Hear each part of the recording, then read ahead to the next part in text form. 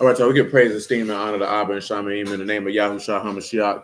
And we'll pick this up in John chapter 5, verse 39. Search the scriptures, for in them you think you have eternal life. And they are they which testified me. And you will not come to me that you might have life.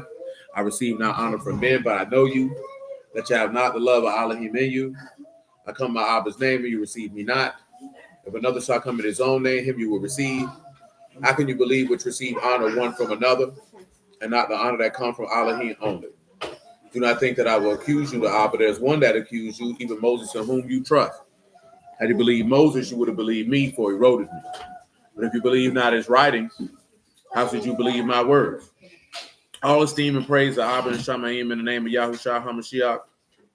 Come on, Sibby, man. Job 16 and 19. Also now, behold, my witnesses in Shamaim, and my record is on high.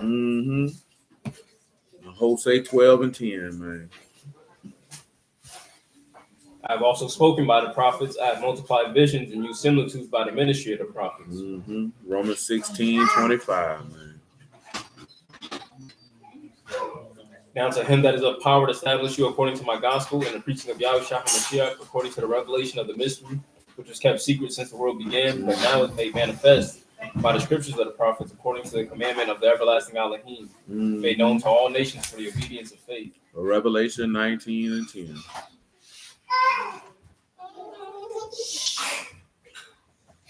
And I fell at his feet to worship him, and he said unto me, see you do it not, I am your fellow servant, and of your brethren that had a testimony of Yahushua. Worship Elohim, for the testimony of Yahushua is the royal prophecy. Indeed. So, with that being said, go to Jeremiah chapter 6. Pick me up at verse 7.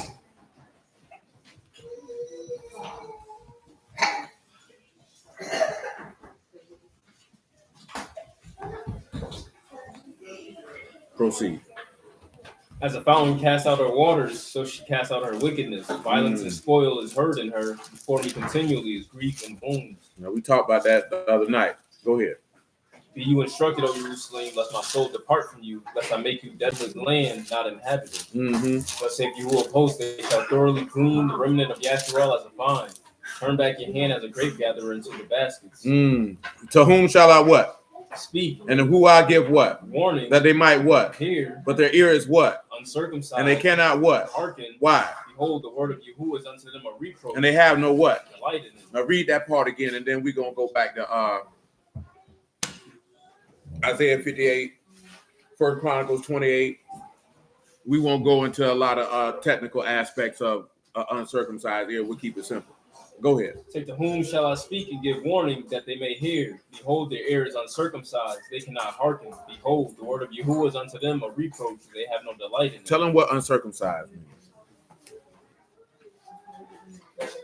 This is Aurel. This is uncircumcised, exposed, projecting loose. Now, what do you say? Exposed, projecting loose. I want you to go to I want to say it's Romans chapter 11. I want you to go to verse 25. Tell me what that say. It could be Romans 9, but I'll see.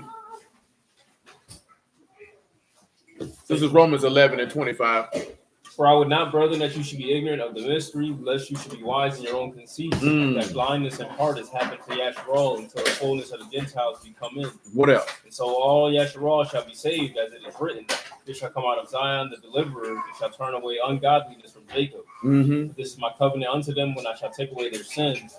Concerning the gospel, they are the enemies for your sake. Okay. But as touching the election, they are beloved for the Father's sake. What else? For the gifts and calling of Elohim are without repentance. Whereas you in times past have not believed Elohim, yet now obtain mercy through their unbelief. So now this is going back to the fact that their ear is uncircumcised. The word is a reproach unto them. It's a dishonor to them. They don't take pleasure in it. Romans 9 and 25. I think Romans 9 and 25 is explicitly what I wanted, but that Romans 11 was sufficient. As he also say in Hosea, I will call them my people, which are not my people, and her beloved, which was not beloved. What up? And it shall come to pass that in the place where it was said unto them, you are not my people, there shall they be called the children of the living Elohim. What up? Isaiah also cried concerning Yasharel. What did he cry? Though the number of the church of the Asherah be as the same as the sea. But there'll be a what? A remnant shall be saved. Now, I think we talked about that remnant the other day. Everybody that's sitting down from assembly to assembly, observing tabernacles, if they in this time period, some atonement, well, everybody not going to make it. And they're not going to make it for no other reason for what he about to say. Go ahead. Say, for he will finish the work and cut it short in righteousness, because the short work will the Lord make upon the Eretz. And as Isaiah said before, except the Lord Sabaoth had left us a seed, we have been as Sodom and been made like unto Gomorrah. He let you know that he left a seed, those who were born of the word. If not, this whole people would go to the wayside like Sodom and Gomorrah. Let's see what happened to Sodom and Gomorrah. I want you to go to the Epistle of Jude. I want you to pick it up at verse 4, and then we'll come right back to Romans 9. And it all came down to one thing, because the people here was uncircumcised. They didn't take pleasure in the man's word. It was a dishonor to them. For there are certain men crept in unawares, who were before of old ordained to this condemnation, ungodly men, turning the grace of our Elohim into lasciviousness. Turning it into what? Lasciviousness. You have men who take the love and kindness of God and turn it into lust. Tell them what lasciviousness is by definition, just in case they don't know. I know you've heard of lewd and lascivious conduct, but it could be a little tad bit different in the Greek. Aselgia, unbridled lust, unbridled lust, licentiousness, lasciviousness, wantonness, outrageousness, shamelessness, insolence. Now, do y'all remember what it means to be insolent? Let me help you out. Yeah, stubborn. And that is also a rude and arrogant lack of respect. So why is that important? So I want you to pause for a moment and go to Hebrews 10 and 25. I think that go back to the key point we were talking about last night, and even this afternoon. When a person has power, they don't have to compromise. So therefore, they can demand respect. When he said back and you look at it, they done took the love and kindness of God and took it as a form of showing him no respect. It means you have no regard for his presence. You know what I'm talking about? No respect for it at all. You take him lightly. Your forefathers took him lightly. This dispensation of time is taking him lightly, and many people aforetime taking him lightly. I'm saying this here like, now I can't speak to the dream the lady had. I know the lady, you know what I'm saying?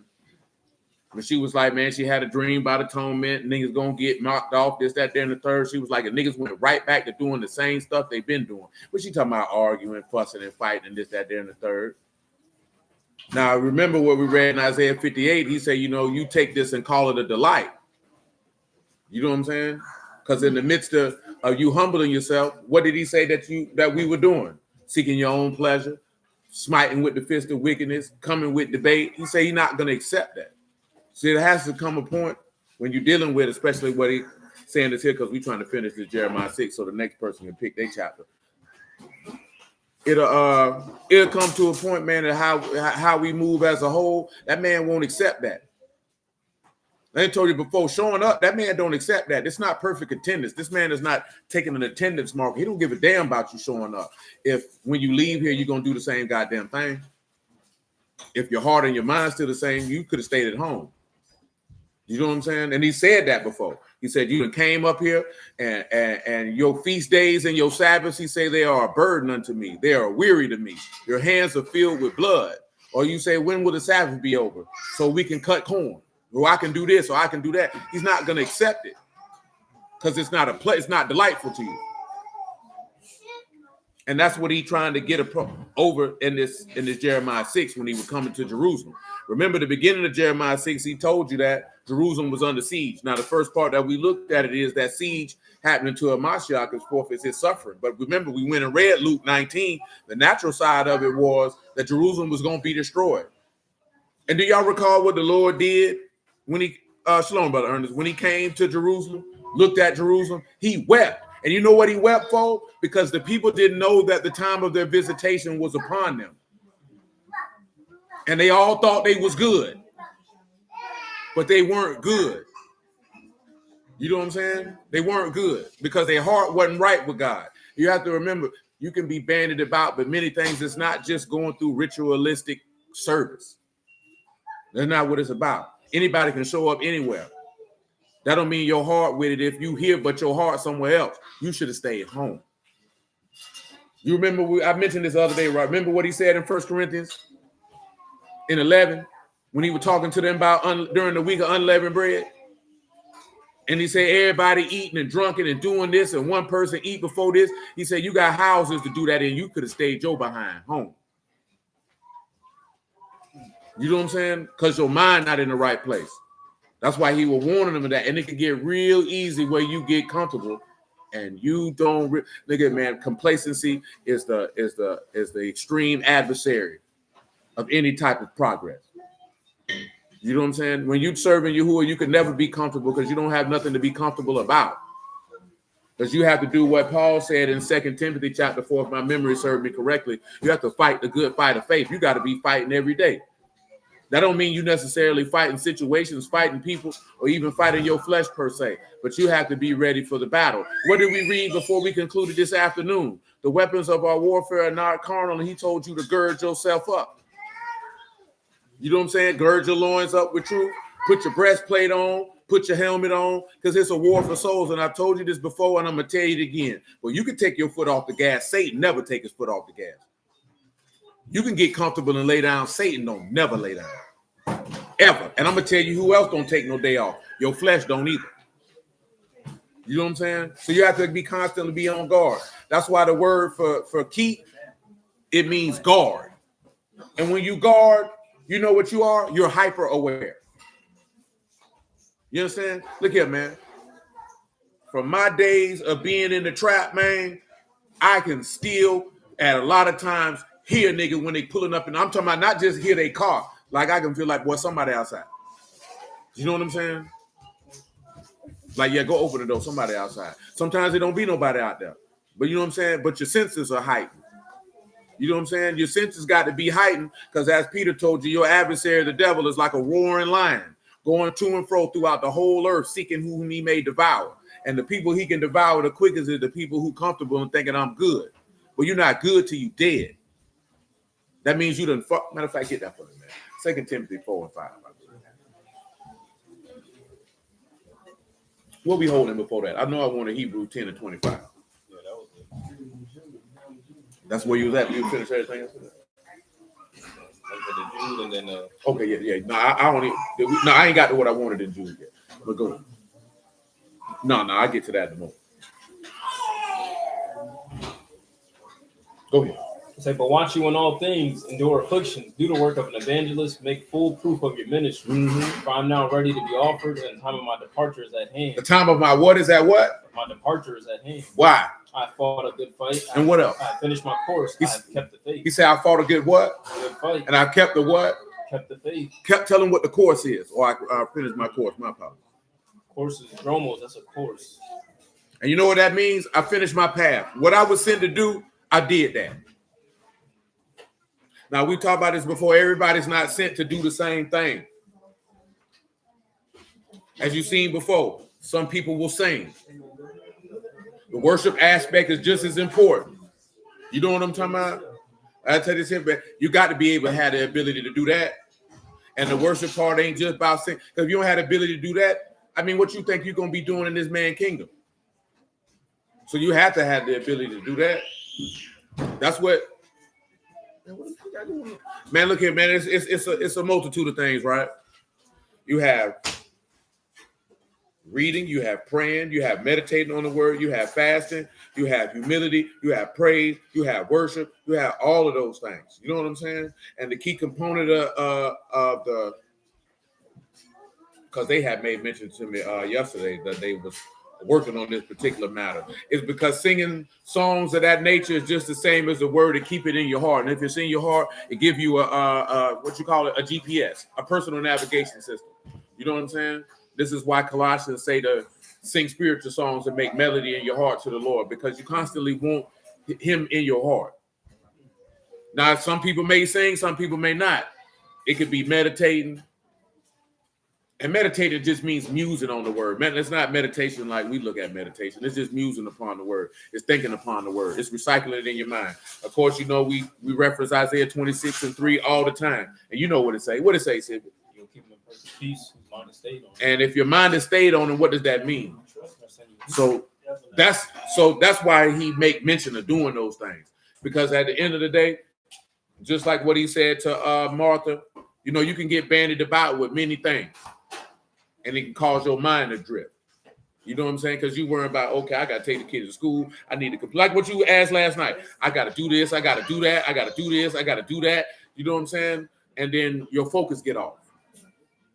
You know what I'm saying? On what you're supposed to. Because at the end of the day, just like you sit back and you look in the text, right? Like, man wasn't made for woman. Woman was made for man. And there's a reason why that statement is made. Because God didn't create himself for man. Man was created for God.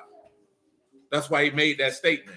When you get it in your mind that he's here for you and you're not here for him, it can drift you off, which is what he's trying to communicate to them in Jeremiah chapter 6. Especially with the couple verses that come behind that. Because at the end of Jeremiah chapter 6, he called them reprobate silver and say he rejected them. You know what I'm talking about? Go ahead. You good? What? 2 Timothy 4:5. Yeah, read that again. Watch you in all things, endure afflictions, do the work of an evangelist, full proof of your ministry. For I'm now ready to be offered, and the time of my departure is at hand. I fought a good fight. I have finished my course. I have kept the faith. Now, obviously, the Lord letting him know, hey, man, you finna tap on up out of here. Now, some people he may let you know, like, hey, it's time to go. You know what I'm saying? You got X amount of time and it's over with. Go ahead. Henceforth there is laid up for me a crown of righteousness, which the Lord, the righteous judge, shall give me at that day. Amen. Not to me only, but unto all them also that love his appearance. So we have to remember that because you have to keep punching. You know what I'm saying? Got to stay active. You know what I'm saying? You watch boxing, don't you? You got to stay active, don't you? You know what I'm saying? Got to move around, stay punching. And what's the one thing they always tell you, referee tell you before every fight? Protect yourself at all times. That's what we was looking at in Ephesians 6 when he told you to gird your loins up with truth and put that breastplate on and that helmet on and that sword and that shield. You got to protect yourself at all times. That thought process, look here, man. We just can't be moving and be like, oh, I keep the Sabbath for here, this, and I'm good. That don't mean nothing. That don't mean nothing. Because the ability is whatever life situation that you face, that the word of Yahuwah will come to mind every single solitary time. And that you take delight in doing that. I'm going to tell you something. We done had a lot of people show up here week in and week out, niggas wicked as hell. You know what I'm saying? I'm talking about did wickedness before they got here, was plotting on wickedness while they were sitting in here, and fulfilled it when they left. You know what I'm saying? So I don't never want you to get caught. I'm telling you, this man, no, this ain't high school, man. Ain't nobody giving you no perfect attendance sheet at the end of the day. Ain't nobody keeping no record. I ain't got no log in here about who was here and who ain't. But you got to realize you need a log in heaven to make sure you with him, because that's what he's looking for, that you dwelling in him day in and day out. Go ahead, man. Back to go to Hebrews 10 and 25, because what he's saying, we haven't talked about Jeremiah 6 and 10 in a long time. You know, last time we dealt with it, you know, some years ago, you know, with the all through the ear, if the servant didn't want to leave his master's house, you know what I'm saying? We've done that, so we don't need to rehash that again. You know what I'm saying? But look at he said, to whom shall I speak? You know what that should reference you back to? And give warning. Yahuwah. Who is the arm of Yahuwah revealed? Who have believed our report? Because that's what he's saying. And he's saying that they may hear. He said, but behold, their ear is uncircumcised. They can't hear. Because the word of Yahuwah is a dishonor to them. They don't take pleasure in it. And that's always the biggest problem. Let me tell you something, man. I thank Yahuwah for this here, right? You all have heard me say this on numerous occasions. You cannot get caught up with being satisfied with just knowing. It's about that you take pleasure in it. It brings joy to your heart. It's a delight to you, not just acquiring information for the purpose of acquiring information. Because you could be acquiring that information and take no pleasure in that information whatsoever. Most of you were in school, taking courses, acquiring information, and you didn't give a damn about any of it. You know what you were acquiring that information for? So you could pass that class. Well, you can't do the word of Yahuwah like that, because this ain't about passing a class. This is if you're going to go to hell or you're going to enter into his kingdom. And he only wants people who take pleasure in him. It's no different. None of y'all want no woman who don't delight in you.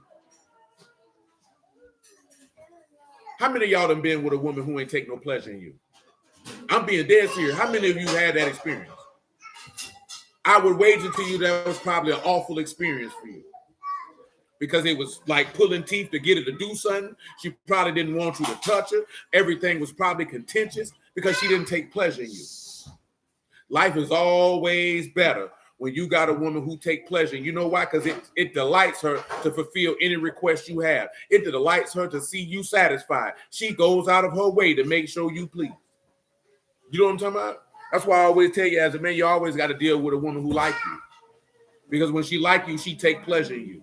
When she take pleasure in you, she take pleasure in fulfill. She'll never sit back and look like, I ain't doing that, or he got to do this for me to do that. No, it ain't none of that. It ain't none of that. And when you look at Yahuwah, that's what he desires. Somebody who take pleasure in him because they're going to always delight to fulfill his will. And when he was talking, because see, at least on the internet, when I say the internet, I'm talking about Clubhouse, YouTube, debate circles, all this type of stuff. Y'all not familiar with the constant back and forth about the northern and southern kingdom? You familiar with that? You heard about that before? No, I mentioned this here before because y'all know this information-wise. You know the northern kingdom was put out first. And then Judah, northern kingdom, for those who don't know, northern kingdom got put out, they got taken in captivity by Assyria. They never came back. Now, Judah got taken into captivity second into Babylon, which is what Jeremiah is proceeding to and warning them. Now, they came back, but they only came back for one reason. And what was that reason, Lord John? Indeed. If it wasn't for that, they weren't coming back. But what a lot of brews online like to focus on more than anything that I've heard over the course of 16 years is that Judah is so righteous, Judah is chosen when the only reason Judah came back was for the Lord's sake. Not because of any godliness of them. Because they were all enamored in the same thing. They didn't delight in his word. They didn't take pleasure in it. They just was like, hey, we doing whatever. You should acknowledge me because I'm doing this. Remember when Isaiah prophesied in chapter 58, Johnny, what kingdom he prophesying to? Yeah, northern kingdom. He's southern kingdom. Let me like this here just in case you don't know, because I know this is hard to remember. So I'm going to mention this here because everybody might not remember this. So boom, boom, boom, where we at with it? Isaiah, southern kingdom. He was in Judah. Jeremiah in Judah. Ezekiel in Judah. Daniel in Judah. Hosea in Samaria. Joel in Samaria. Amos in Samaria. Obadiah in Samaria. Jonah in Samaria. Micah is in Jerusalem. Nahum is in Samaria. Habakkuk is in Judah. Haggai is in Judah. Zechariah is in Judah. And Malachi is as well. You know what I'm talking about? Now, you can peep that because usually in the beginning of it, they state who they talking to and where they'll be at. You know what I'm saying? But I'm only mentioning that because so that if you read in those prophets, you know what I'm talking about, you can understand the audience of who they speaking to. So you know in 2 Kings, 17, when he stated how they took the Samaria out, brought these other people in, and they had to bring the Levites in to teach them because the lions and all that were eating them because they didn't know the manner of the land. So I'm mentioning that because the set of problems in Samaria were different than the set of problems in Judah. Now, the reason being is because Samaria did not have a righteous king at all. Judah had something. You know what I'm saying? And then remember that he kept Jerusalem going because of what? Because of my servant David. I will leave a light always there for his sake. You know what I'm saying? So, and again, that's tied to the covenant that he swore to David. I'm mentioning this here so if you read these things, you understand the mindset of the people and why he was rebuking them. Because remember in Ezekiel, he said, back. It might have been Ezekiel or Jeremiah, one or two. When he said, oh, and your treacherous sister Judah offended too. You know what I'm saying? See, there's no absolving. See, more brews online want to make it seem like it was just them over there. It was all of them. You know what I'm saying? And it all boiled down to one thing. Well, not just one thing. Unbelief, complacency. You know what I'm talking about? Lackadaisicalness, and really not taking any pleasure in this man at all. You know what I'm saying? That's why I always reference that to a man to a woman, man. Like, You don't want a woman who don't take pleasure in you. As a man, you would be see, maybe beforehand you didn't know because nobody ever told you that. You know what I'm saying?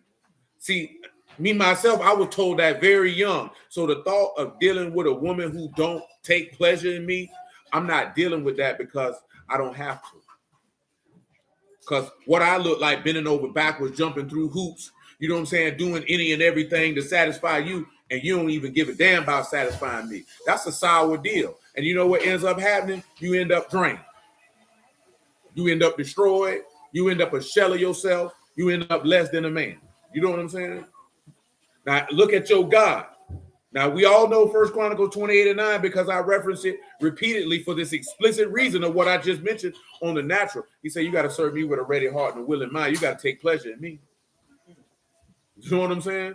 Because if you don't take pleasure in me, if you don't take pleasure in me, how can you serve me with all your heart, all your mind, all your soul, and all your strength? You can't. You know what I'm saying?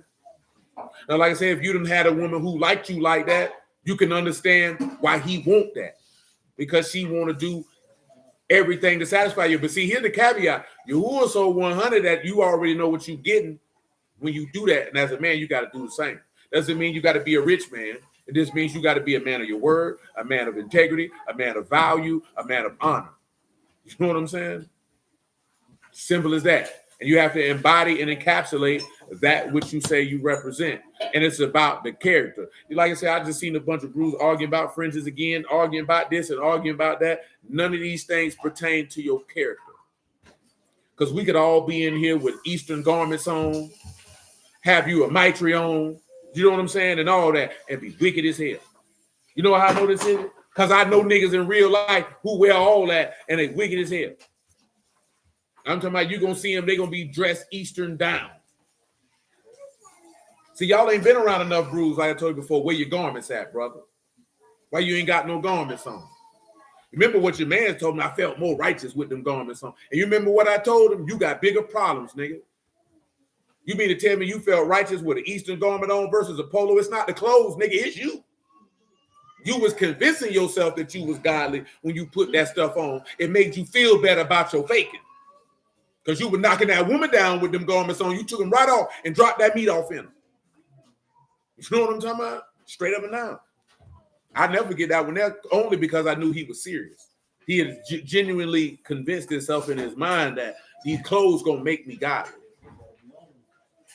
Yeah, but I get that. But at the same token, you have to tell a nigga, nah, bro, that's not how that go because people genuinely believe that. Not even on some perpetrating type of time.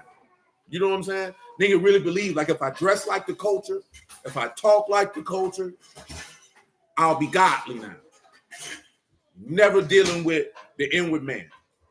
And we don't want to fall into that trap because he said he left a remnant, right? What he said during the time of what he told Elijah, man. 7,000 men that never did what? You always got to remember, man, he leave a remnant and every generation got a heart for him. You understand? So when you know that and you see that the opportunity is being granted, you can't squander it, worrying about all this here, man. All this here gonna pass away. Man, let me tell you something. Bump all just the world passing away. My nigga, this is not the time to be focused on trying to grow or do anything in the United States of America. It is over. It's over. Let me tell you, I was talking to my man about this the other day. I probably told y'all this before. My history teacher taught me this, man. Every kingdom lasts about 200 years. You know what I'm saying? Now, when was America founded? So next year is going to be its what? 250th anniversary. You know what Trump trying to do? Have a UFC fight at the White House.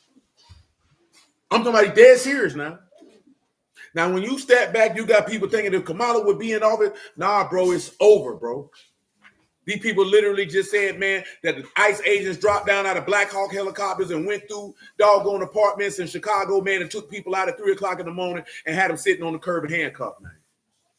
Now, you ain't going to see that on the news, but this was happening on United States soil, and you thinking you weren't about being rich, leaving a legacy. Boy, it's over with, my nigga. We was born at the wrong time. You not finna do none of that. And you have to know that we're not finna do none of that. You just got to be comfortable, serve your God, take it day by day. That's over with. I told you the other day, man, if people put it out here, man, you're going to need $5 million to retire, bro. You know what that means? Mass majority of us gonna work till we dead. You know what I'm saying? $5 million, man. Peace, brother Joseph. $5 million, bro. Oh, go ahead and get it for him. 45 and 5. Jeremiah 45 and 5. I done told y'all this before because I was on this type of time before I was in the word. You understand? And I could see the handwriting on the wall, bro. It's over. They are literally doing things explicitly to destroy it. But not only that, though, if you look at the fall of Rome, and then you look at the key factors that contributed to the fall of Rome, and then you look at the United States of America and you see what's going on, it's the same thing, man. It's over with. You know what I'm saying? I told you before, this was an experiment. They're done with it. They're ready to usher in the next thing that they want to do. And we around here worrying about you thinking you finna do. Nah, bro, that's not over with, man. Nigga, most of y'all not gonna be able to be able to do what your great grandparents could do. Come on, man. Probably in the next 5 to 10 years, the median home price is gonna be $500,000. Who the hell can afford that, man? They say, man, most people are spending 60% of their earned income for housing expenses. That is not a recipe for you to be able to save any money or do anything or leave nothing. And that's not by accident. And I told you in 2020 what they were trying to do because it was plain. It was plain. And you see what they were trying to do. I already knew what they're trying to do. They're trying to, number one, crash that, but then also remove the wealth from the hands of the people. And then also make it difficult for you to buy a home, make you a renter. Because we going to own it. You're going to get it from, because that's what it is in the UK. Shalom, Sister Regina. That's a renter's nation over there. But see, how they doing it here and there is different. How they doing it here is they're pricing you out. So you can't buy one. What I told you the other day, man, these people got 8-year car loans, bro. Just like we were talking about today, if you take a 30-year loan, bro, you're going to pay 2 to 3 times what the house is worth. That's a racket, my nigga. It's one thing to charge interest. It's another thing to loan shark me. But could you imagine taking an 8-year car loan, bro? That's a decade. That's you going to college and getting your master's, bro. And do you know how much debt you would be in if you went to school to get your master's, man? That's what they doing to you with a car. Peace, brother Omar. Huh? Yeah, you're going to be a massive amount of debt to go get your master's degree. Yeah, you in the military. Average person is not. Average person leave college, man, with probably at least $50,000 to $60,000 in student loan debt. And if you're going after your master's, you're going to be in 6 figures, no problem. And guess what's going to happen once you leave college? You're going to get a job that ain't even going to pay you a quarter of what you owe. And then them crackers going to have the nerve to continually to compound interest on what they loaned you, and you'll be paying them interest till you die. So that's just sitting here telling you what they doing and why they trying to do it, man. It's over with. Because their great-grandparents, they ain't have to deal with that, man. You know what I'm saying? That man could have bought a house for a couple bands and a Cadillac. You know what I'm saying? And a Cadillac. And not be stressed. Niggas is stressed, man. And it ain't just niggas. Everybody's stressed. I keep telling y'all, man, these people don't care about white people either. They don't care about nobody but money and power. Once you understand that, then you'll be focused on your God and not focused on something that surely shall pass away. Jeremiah 45 and 5. And seek you great things for yourself, seek them not. For behold, I will bring evil upon all flesh, saith Yahuwah. But your life will I give unto you. Good. I say, man, and I've told you before, it's a fine line. Because as a man, you do need to have purpose and goals and things that on the natural side that propel you. You know what I'm talking about? But the key word that I always tell you is you got to have what, Lil Johnny? This nigga ain't about nothing. Perspective, man. You got to keep things in its proper perspective. Because I don't want nobody to be like, well, screw it, I ain't got to do nothing, because that's not what we're communicating. You got to have perspective to understand. I can't get caught up in this right here because it's going to pull me away from what matters. I can still go do this right here, but understand in the context of what's going on around me that any level of high level of expectation of goal setting is probably not going to happen. But as long as I can be able to, who allow me to be able to do X, Y, Z for those who are under my charge and to be able to facilitate service to the saints, then let his name be esteemed and be satisfied with that. Because if you want to be in the upper echelon of this particular society, you're going to have to give up that booty hole and your soul. That man card is going to have to get turned in. There ain't nowhere around it. Not if you want to be on this, you're going to have to turn that man card in, man. And if you don't have to turn your man card in, you're going to have to give yourself over to Satan. And when I say Satan, I'm talking about an adversarial position. Because then you're going to have to go, because you're going to be faced with a multiple scenarios where you're going to have to go against God. And I ain't talking about in an extreme way either. Just compromise here, compromise there, compromise here, compromise there. Because this ain't a land where we supposed to get that high. We just supposed to be comfortable. Remember what he told you in Jeremiah when they went into Babylon? You remember what he told you? Yeah, live your life and be comfortable. We just want to live a peaceable life. We don't want no problems. Yeah, this is a peaceable life and want no problems. If I can earn this, that's great. If I don't, that's great too. As long as I can serve my God in peace and we one body, one mind, one soul, one immersion, one God through all and you all, that's good. Yeah, and indeed. And again, that's what we were talking about. That's what atonement's about. That's what the young lady was talking about. You come out of atonement, you have to really focus on. Did you humble yourself on that day where you really focus on that?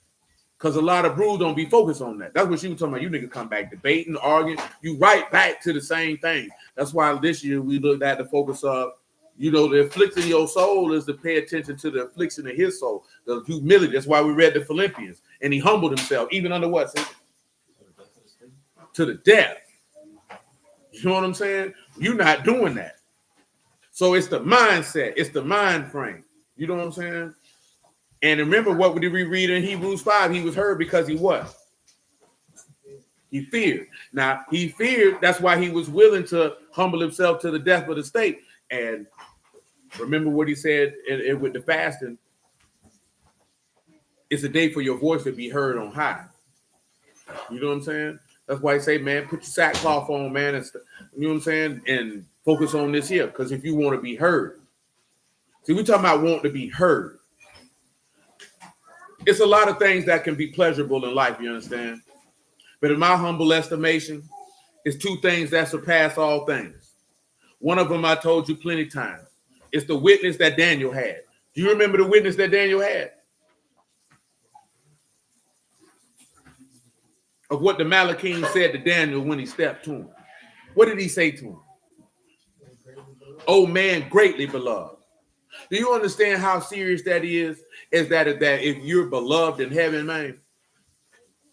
And of course, if you beloved in heaven, then the second thing is next. His voice was heard. Because if you loved of God, he will hearken unto your requests if they be according to his will. And there's nothing that can be done in this life, in my humble estimation, that could supersede that. To know that you are beloved in heaven, bro, what's going to beat that? Yeah, it's great to be beloved of your husband and your wife. It's great to be beloved of your children. But to be beloved in heaven, that exceeds all of that. It's great if somebody hear you in life, but for God to hear your voice and say, I know her, I know him, I shall hearken unto them. What's going to beat that, bro? Nothing. Absolutely nothing. Come on to Hebrews 10 and 25, boy. Joanne acting a fool. He don't probably want to go to sleep. He acting a fool. They just, yeah, she in there with him. No, she in there with him. That's why they in there acting a fool. Hebrews 10 and 25. Because he probably calling for me because he probably don't want to lay down.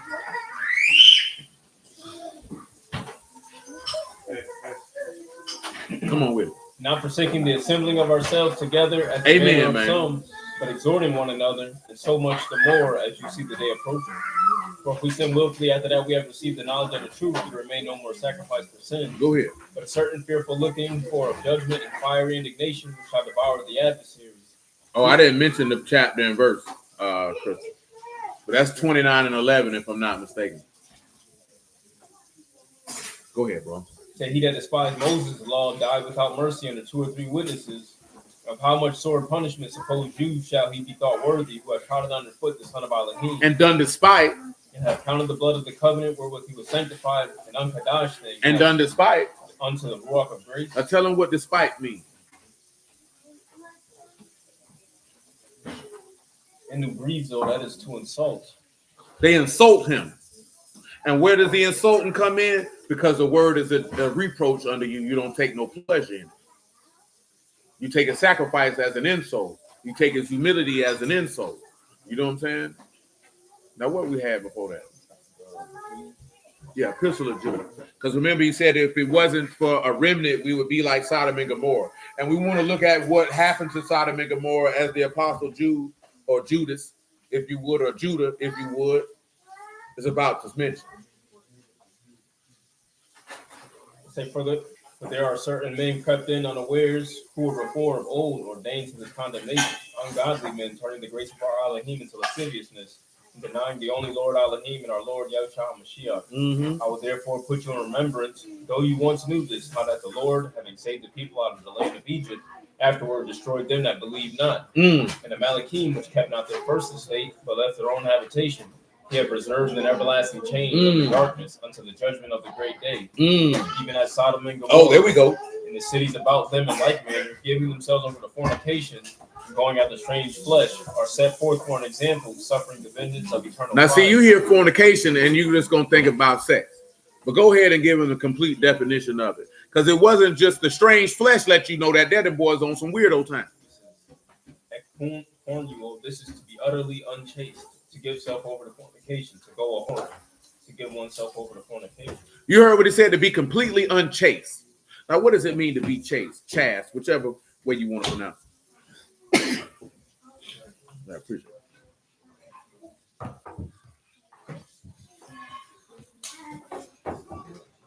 When you look at chaste, that's abstaining from extramarital or from all sexual intercourse. To be restrained from illicit and sexual and moral activity. But for us, being chaste doesn't pertain to sexual activity. It being chaste from idolatry. You know what I'm saying? And from the filthiness thereof. Because remember, it says the whore of Babylon has defiled everyone with the cup of a what? Fornication. So this don't mean you drinking a cup and you turn it into a freak for the night. You know what I'm saying? This is dealing with the idols that men worship, or the idols that is in your heart. And that's what allows you not to be chaste, which will cause you to insult this man's sacrifice. Read that verse again. So even as Sodom and Gomorrah and the cities about them in the like manner, giving themselves over to fornication and going after strange flesh, are set forth for an example, suffering the vengeance of eternal fire. See, they weren't. See, now it doesn't explicitly lay that out, but Sodom and Gomorrah was into a heavy idolatry, along with being freaks. Now, of course, that lays into things that we've discussed before. When you turn around and you look at when we looked into the rituals and rites of the deities of that time. And what was the common theme with the worship of the deities at that time? Sexual misconduct, some type of sexual ritual, some type of debauchery, some type of degeneracy would always be tied to the worship of that God. You know what I'm saying? Not all of them, but a lot of them. You know what I'm talking about? Give me Romans 1:27, man.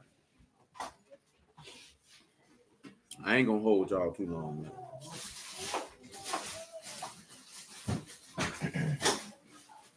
And likewise also the men, leaving the natural use of the woman, burned in their lust one toward another. Oh my. Men with men, working that which is unseemly and receiving in themselves the recompense of their error, which is meat. One of the reasons why you know Western society is on the way down, because boy, these niggas gay.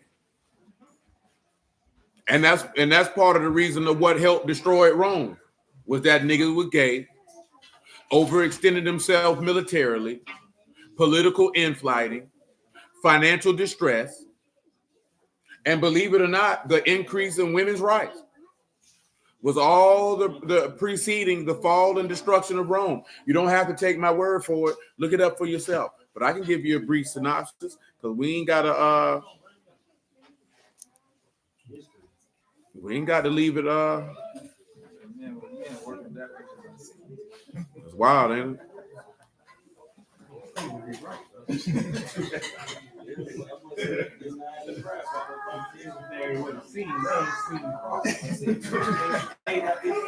Now, it said the fall of the Roman Empire, invasions by Germanic tribes, internal political instability and corruption, severe economic decline, over-reliance on slave labor, over-expansion and military overspending, and population shifts and plagues. Widespread corruption in the political system with public offices being bought and sold weakened the empire. Leadership crisis, a common problem of leadership emerged with frequent power struggles, assassinations, military coups, leading to a rapid turnover of emperors.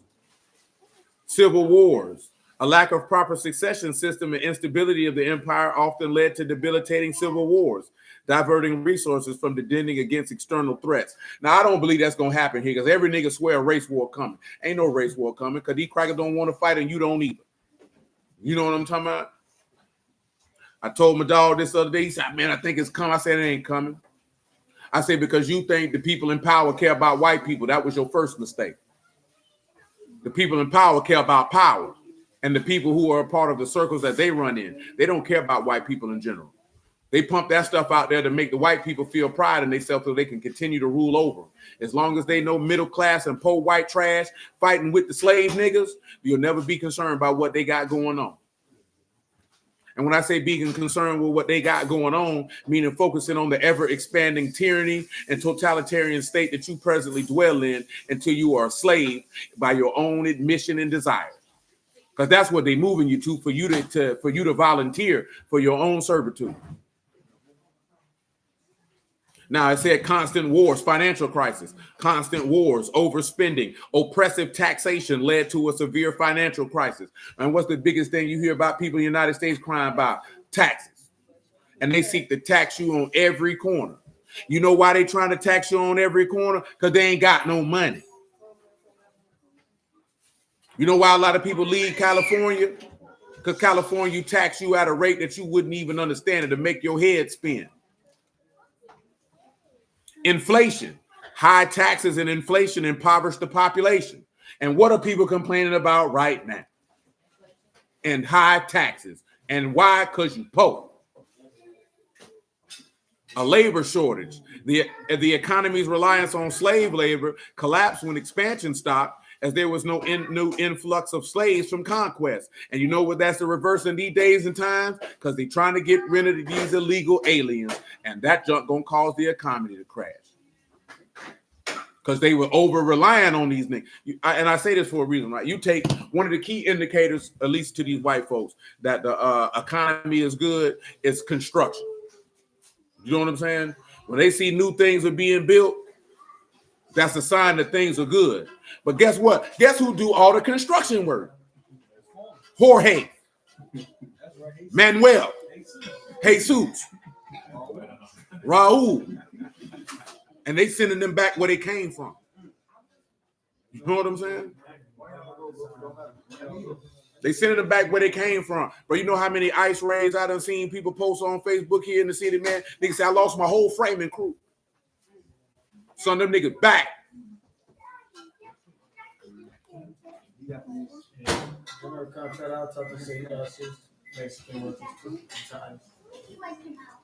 Knocking them down. That's by design. Faltering army. It became harder to recruit Roman citizens for the legions, leading to an increasing reliance on foreign mercenaries who lack loyalty to the empire. What you hear them white folks complain about? Don't nobody want to join the army. Lack of funds. The economic crisis meant the state had less money to fund the army, further weakening its defense capabilities. And then they said they had plagues and diseases and climate change. Climate change.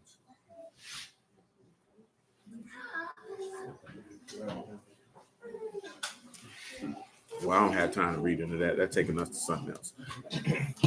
Come on, Sue. That's why I tell you, one thing you got to do, man, if you study history, you can see the patterns. Because one thing about life is that, as he told you, there's nothing new under the sun. Stuff just repeats itself in patterns, because the reality is, from generation to generation, from dispensation of time to dispensation of time, man is the same. He's the same. All you just have is more creature comforts and technology to be able to be said the same wicked people you always been, lustful people you've always been, selfish people you always been. Don't nothing change but the date on the calendar, man. You know what I'm saying? And that's about it. Go ahead, bud. Saying even as they did not like to retain Elohim in their knowledge, Elohim gave them over to a reprobate mind. Now that's what this Jeremiah 6 is about. Because you don't like, tell him what retain means. Because you don't like to retain this man in your knowledge, he's gonna give you over to a mind that will reject him. That's echo, to have, to hold, to possess, to own. And what he told, what we talked about the other day, he said in Proverbs 4, my son, hearken to my doctrine. Guard it in your heart. I delight to do your will, O Elohim. Your law was within my heart. I like to retain it. I like to keep it. I'm shamaring it. I'm guarding it. When you don't guard it, he'll give you over to a mind that's contrary to him. And then the worst part about that, man, the worst part about a reprobate mind you can have is thinking you're doing the will of God, but knowing that you're fulfilling your lust, but you lying to yourself that you're fulfilling the will of God. That's the wordplay to be, man. That's some way you don't want to be.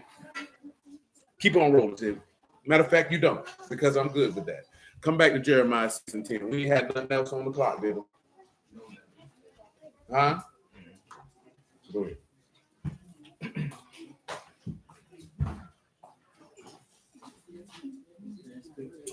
Hey, cuz, just stand there and wait patiently. So to whom shall I speak and give warning that they may hear? Behold, the ear is uncircumcised, they cannot hearken. Behold, the word of Yahuwah is unto them a reproach, they have no delight in it. We didn't finish what I wanted in Romans 9. I think he was in verse 27.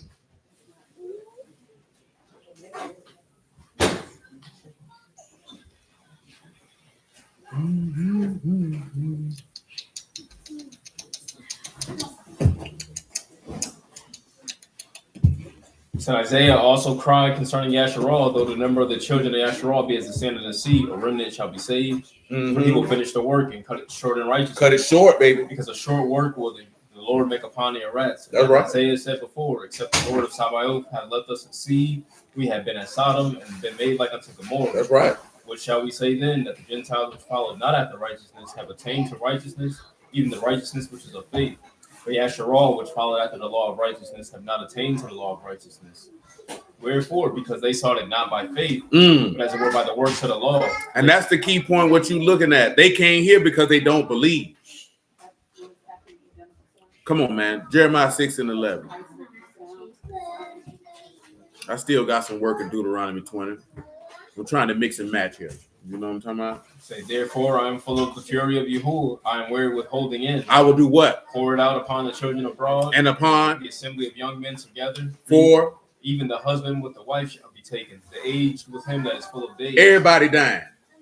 And their houses shall be turned unto others with their fields and wives together. For I will stretch out my hand upon the inhabitants of the land. From the least of them even unto the greatest. What they given to? Everyone is given a covetousness, from the prophet even to the priest. Everyone gives. You know what he mean? What do you believe he means, Civic, when he say everybody's given to covetousness? What you think he mean by that?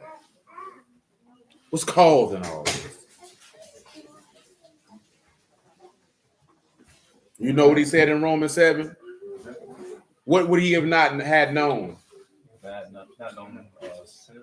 No. Or he would not less lost not recovered. And that's what covetous is really pointing to. Not necessarily coveting something that belongs to someone else per se, but your own desires. Remember what he said in Ezekiel 34? He said they hear your words, but they will not do them, because everyone's heart go after their covenant or their desire.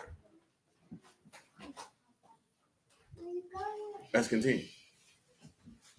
Verse 14, Jeremiah said, they have healed also the hurt of the daughter of my people slightly, saying, Shalom, shalom, when there is no shalom. Were they ashamed when they had committed abomination? No, they were not at all ashamed. Oh, my. Neither could they blush, Therefore, they shall fall among them that fall at the time that I visit. And they shall. Now, I didn't run that down in Romans 1, but that's what Romans 1 said. The people were not ashamed of nothing they were doing. So he gave them over to a reprobate mind to do the things which is not convenient. Look at all these old bati, man, these sidewalk sissies walking around here, man. But it ain't even just no sidewalk sissies, man. All the people who walk around in their pride and the arrogancy of their heart. Give them Proverbs 8:13. People who walk around with murderous spirits, everybody walking around proud, doing what they doing. He told you in Isaiah chapter 3 the same thing. He said they declare their sin like Sodom. They hide it not. I mean, Sodom ain't hide nothing. Ain't nobody hide no sin no more. Look here, man, I told you I would listen because I didn't know the chick 60 goddess was from Florida. But when I heard her start ranking, and when I heard her say pussy hole, I knew she was from Florida then, folks. She said, you know what I'm talking about? Nah, you know how we say it down here, man. It's the way it's said. How she was ranking, she ranked too good. I said, she got to be from here. You know what I'm saying? There ain't no way. She was killing them hoes. But the video wasn't about her ranking on nobody. The video was somebody reacting to a video she did saying that you don't need to be celebrating no woman with no baby shower and she ain't got no husband. And the women got upset. She went to ranking on them when they say, oh, you worrying about that, you need to worry about your eyebrows. You know what I'm saying? And then she went to ranking on them from there. But nevertheless, I mentioned that because that's declaring you like you ain't had no problem with that. And just like she said, it's only our women that are cool with this. It's never, you know what? That's a strong consideration. What you said, I should take that under advisement. You know what I'm saying? Any type of sin we got going on, you proud in it. You know what I'm saying? We do this with everything. And then had a nerve to say, I know God walking with me. No, he not. That man don't fool with you. The only time we say God is involved, I'm talking about our people as a whole, whether in the word or not, is when you get in what you want. You equate faith is chasing your dreams. That ain't what this book talking about, man. That man ain't never say step out on faith for your dreams, man. To go. That man never said that. Faith ain't got nothing to do with that. Nigga, till you start that business, faith without works is dead. They've taken that statement, which pertains to walking according to the promise of God, to make it be about you. You don't even realize the mass majority of thought processes that are espoused by Black people as it pertains to the word of the United States of America make it about you and not God. And none of it pertains to his service that bring him any honor, glory, or esteem, or ministers nothing to the saints for that matter. You know what I'm saying? And that's when you have to sit back, pause, and critically think and not just, bob your head to the beat. You got to listen to what these people saying. Like, we know the word, right? How many of y'all heard people say you got to step out on faith? Faith without works is dead if you told them you were trying to do something, right? But when you go read James chapter 2, is that what they're talking about? It's not. He say you say you have faith. I'll show you my faith by my works. And who the first person he mentioned? Abraham. Then he mentioned Rahab. That had nothing to do with none of that. Now you've taken what you really think you believing in God because you trusting on doing something that only benefits you. It don't bring no honor and esteem to him because he's not being magnified in no business that you're doing. Let me tell you something. Is you ever been magnified because you clean the toilet? Did you who get magnified because you clean the toilet? Did you get magnified because you painted the wall? I know he ain't get magnified cleaning out no funky behind the house. You know why? Because the people who you were doing that for, them people ain't know nothing about you, who ain't cared nothing about you, who ain't asked you about you. You know what I'm saying? When you talking about doing something for Yahuwah, he is magnified in what you doing. Because it's going to be, the focus going to be on him to turn the individual to him. You understand?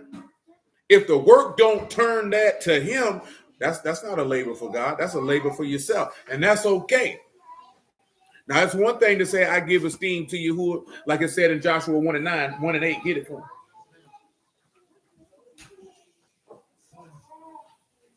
Joanne, go with your mama.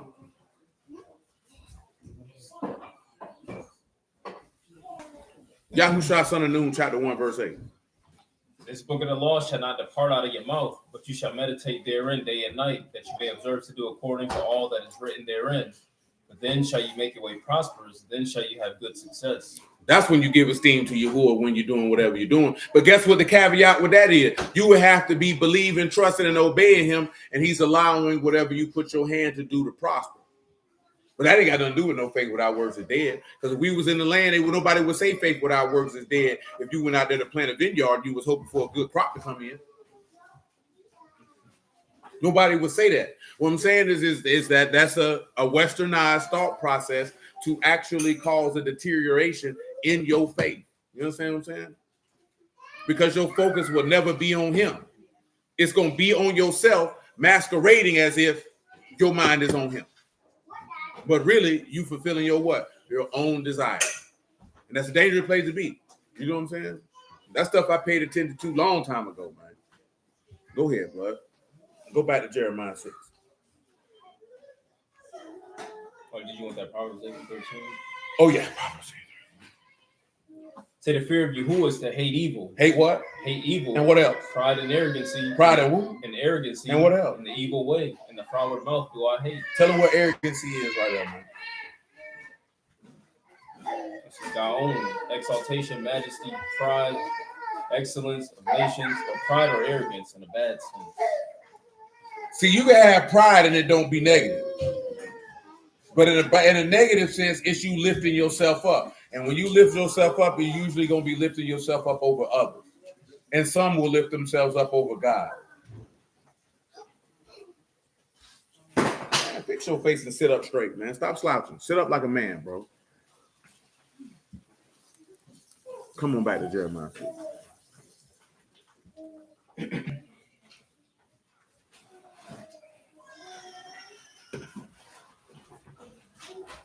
So were they ashamed when they had committed abomination? No, they were not at all ashamed. Neither could they blush. Therefore they shall fall among them. This is fall. verse 15 of chapter 6, by the way. At the time that I visit them, shall they be cast down, saith Yahuwah. What else? Thus saith Yahuwah, stand you in the ways and see. Ask you for the what? Old paths. Where the what? Where's the good way? And do what? And walk therein. And you'll find what? Rest for your soul. But what did they say? We will not walk therein. We don't want to do that.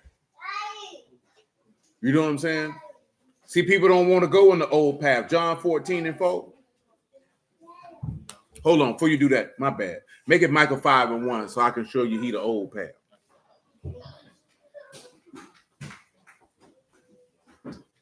This is Micah chapter 5, verse 1. Now gather yourself in troops, O daughter of troops. He have laid siege against us. They shall smite the judge of Yasharal with the rod upon the cheek.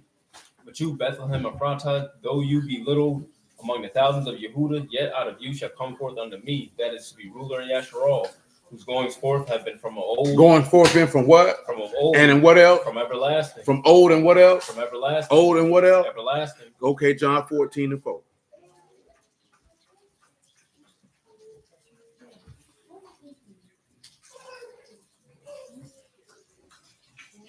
And where I go, you know, and the way you know. Thomas said unto him, Lord, we know not where you go. How can we know the way? Yahushua said unto him, I am the way, the truth, and the life. No man can come unto the Abba but by me. Now he's the way or the Darak. So when he say ask for the old path, where's the good way and walk therein? He's the old path and the good way for you to walk therein. You'll find what for your soul, Civic? Rest for your soul. Tell them what rest is right now, man. Then Matthew 11:27 on general principle.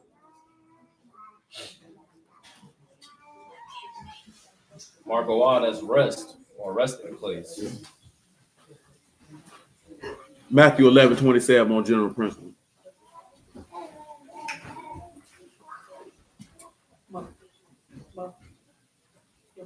All things are delivered unto me of my Abba, and no man know the Son but the Abba. Yeah, you got to go with your mama. Get your stuff. You going with your mama. So neither know any man the Abba save the Son, and to whomsoever the Son will reveal him. Come unto me, all you that labor and are heavy laden, and I will give you rest. Read it again. Say, come unto me, all you that labor and are heavy laden, and I will give you rest. Take my yoke upon you and learn of me, for I am meek and lowly in heart. You shall find rest unto your souls. For my yoke is easy and my burden is light. Tell them what rest is right there in that Greek.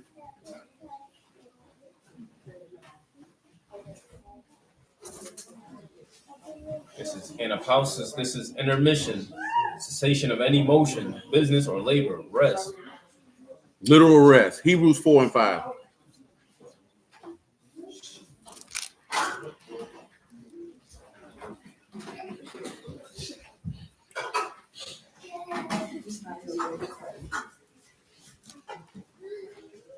And in this place again, if they shall enter into my rest, seeing therefore it remained that some must enter therein, and they to whom it was first preached entered not in because of unbelief. Again, he limited a certain day, saying in David, today, after so long a time, as it is said, today, if you will hear his voice, harden not your hearts. For if Yahushua had given them rest, then would he not afterward have spoken of another day? Well, go ahead. Therefore remain, therefore, a rest to the people of Elohim. Go ahead. For he that is entered into his rest, he also hath ceased from his own works. Like God did from his. That's good. I mentioned Isaiah 58, right? Go back over there and read verse 5. And that's what you look at when the Lord was willing to get up there on that tree. When he said, let this cup pass, but if all things not my will be done, but your will be done. You know what I'm talking about? Because it's ceasing from his own works like God did from his. And that's what we had to sit back and look at. Can't be. Now, we didn't talk about this before. It ain't just singularly just on the weekly Shabbat. Man, being in the Shabbat is, even though Christians may say this, they may not explain it with the proper understanding. The Sabbath is every day, or Jesus is my rest. He is, and you're supposed to be ceasing from your own works every day like he did from his. When that man was on that tree, what he said, in context of what I'm talking about. Lord's trying to help the cheat. What he said, it's finished. Now I want you to go to Genesis chapter 2 real fast, man.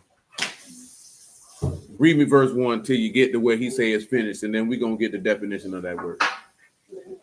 Say, thus Shamahim and the Arats were finished, and all the hosts of them. And on the seventh day, Elohim ended his work which he had made, and he rested on the seventh day from all his work which he had made. I want you to get me finished. I want you to get me rested. I want you to get me in. Finished is Kala, to accomplish, cease, consume, to determine, to end, to finish, to be complete, to be accomplished, to be ended, to be at an end, to be finished. Now remember what it said in Romans 6, right? We died of sin, once because it's finished, it's complete. So all, or even more so what he said in about verse 16. No, it wasn't 16, it's about 18 and 19. They said, you know, what fruit have you in those things where you are now ashamed? Rest and end. Ended is the same word, Kala.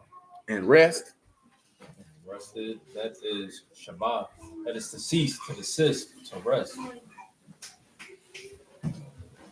Go to Matthew chapter 12. Pick me up at verse 5. They might not have the verbiage I want, but we'll see. Or have you not read in the law how that on the Shabbat days the priests in the temple profane the Shabbat and are blameless? But I say unto you that in this place is one greater than the temple. But if you had known what this mean, I will have mercy and not sacrifice, you would not have condemned the guiltless. For the Son of Man is Lord even of the Shabbat days. When he was departed thence, he went into their synagogue. And behold, there was a man which had his hand withered. And they asked him, saying, is it lawful to heal on the Shabbat days, that they might accuse him? That's good. Hold on, because that ain't what I want. That's why I say I had it in there, but not the verbiage that I desired.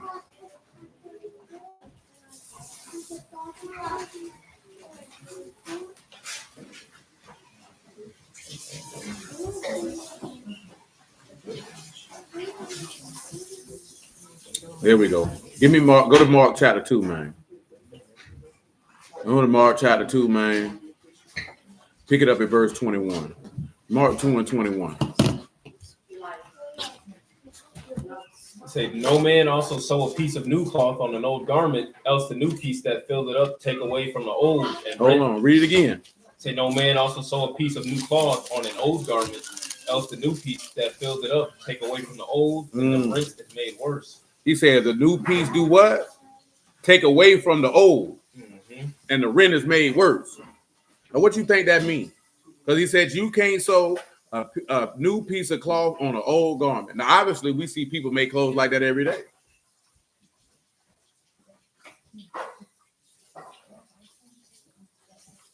What do you think this means, man? You know what he basically telling you? Make all things new. You can't try to put a patch over a new patch over the same behavior and think that you're going to be better, you're going to be the worst. Which is why you have to cease and desist. Go ahead, verse 22. Saying no man put new wine in old bottles, else the new wine do burst the bottles, and the wine is spilled, and the bottles will be marred. But new wine must be put into new bottles. And it came to pass that he went through the cornfield on the Shabbat day, and his disciples began as they went to pluck the ears of corn. And the Pharisees said unto him, Behold, why do they on the Shabbat day that which is not lawful? And he said unto them, You never read what David did when he had need and was a hungered, and he and that they that were with him. And he went into the house of Elohim in the days of Abiathar, the high and did eat the shewbread, which was not lawful to eat, but for the priests, and gave also to them which were what? And what did he say unto them? The Shabbat was made for man, and not man for the Shabbat. Hold on, what did he say? For the Shabbat was made for man, and not man for the Shabbat. Therefore, the Son of Man is Lord also of the Shabbat. Now, why would y'all think that he made that statement to these men? That the Shabbat was made for man, not man for the Shabbat.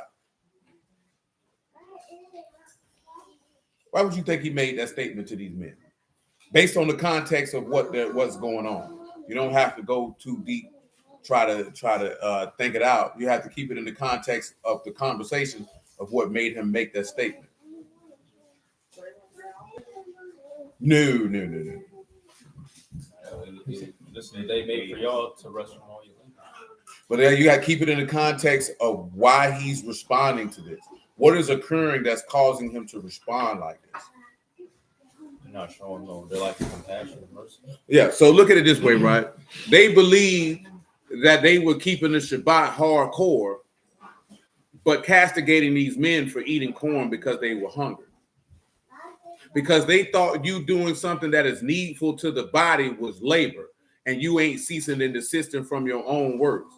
You know what I'm talking about? Now he letting you know that the cease and desisting was made for man, not man was made for him to cease and desist. Because the bigger point where you're supposed to be learning is the Sabbath, just like this here, right? When you first come in the word, man, you be around these dudes. What they make you think you're supposed to do on the Sabbath? No, I'm talking about in general. Like the main thing they press that they to do. Not even that, because some of them don't even press that. Nah, man, sleep all day. Neither to make you think it's just a day where you sit around and do nothing. You know what I'm saying? For real. Those are the other elements you get in when you get deep off in the game, you know, not the buying and selling, this, that, there, and the third. But in general, they make you just feel like it's a day you just, man, I needed that Sabbath rest. You've been asleep. And it's not even talking about literal sleep. You know what I'm saying? Yeah, that's like Ernest said, they just take you as a day to eat and sleep. But it's a day about ceasing and desisting from your own works, your own pleasures, your own delights, and be focused on him. You know what I'm saying? Because if you can learn once a week to cease from your own pleasure, your own works, your own delight, then guess what else you can learn to do? Do it every day. Yeah. And you know what happens if you can do that every day? You can be made perfect. You know what I'm saying? Because just like you say, you can go to what is it? Amos 5. You make something.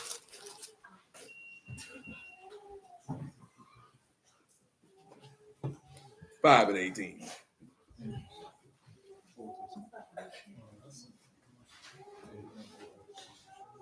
Amos 5 and 18. Say, woe unto you that desire the day of Yahuwah.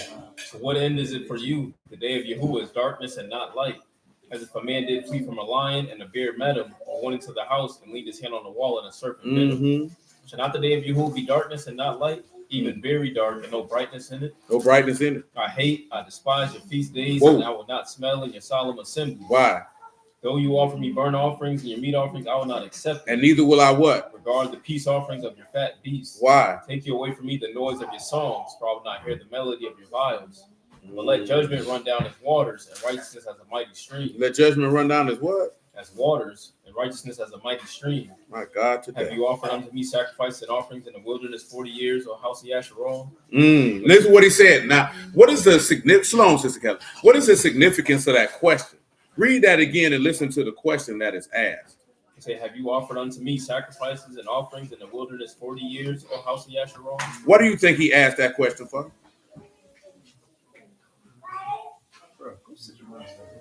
They were sacrifice, but they had no faith.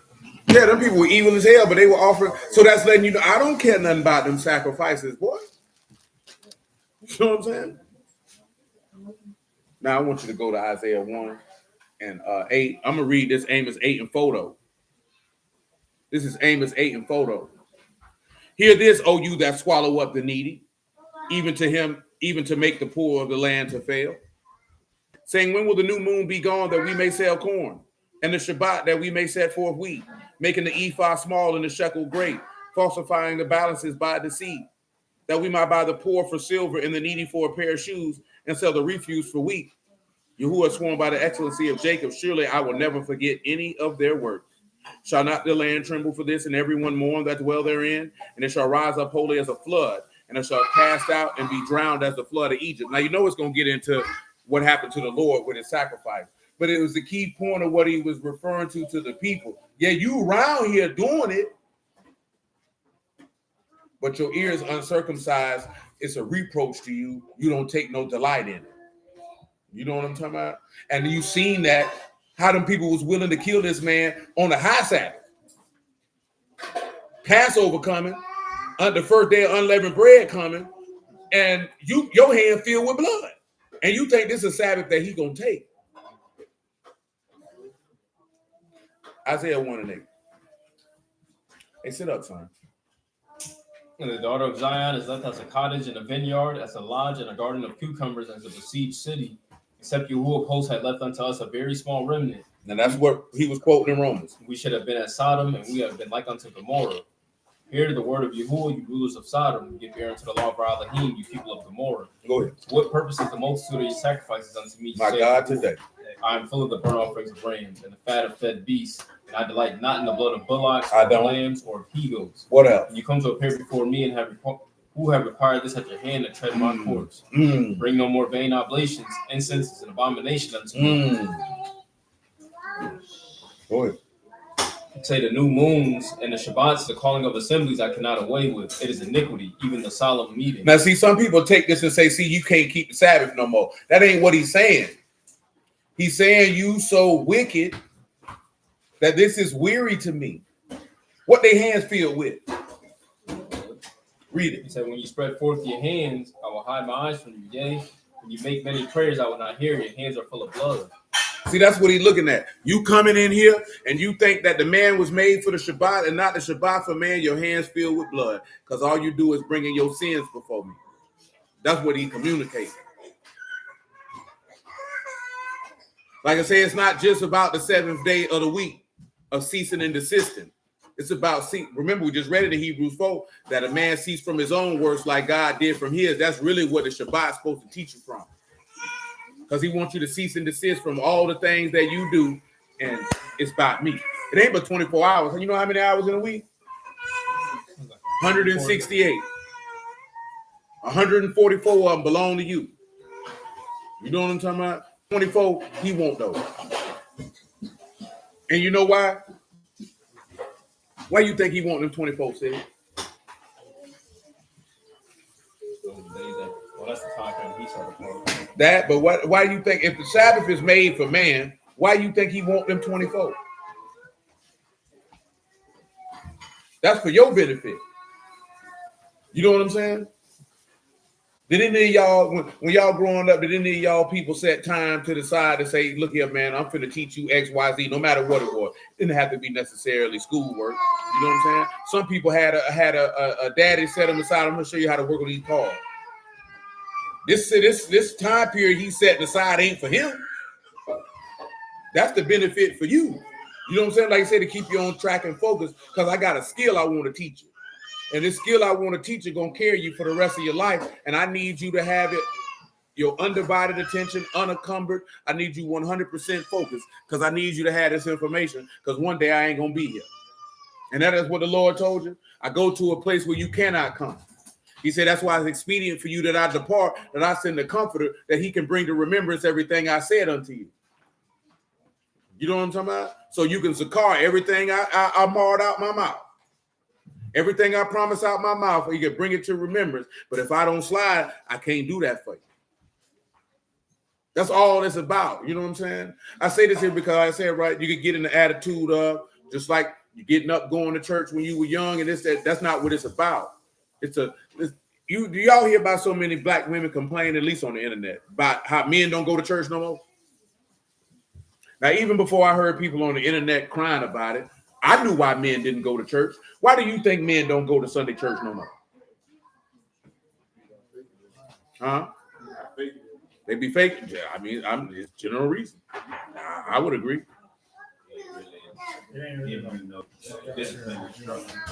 Indeed.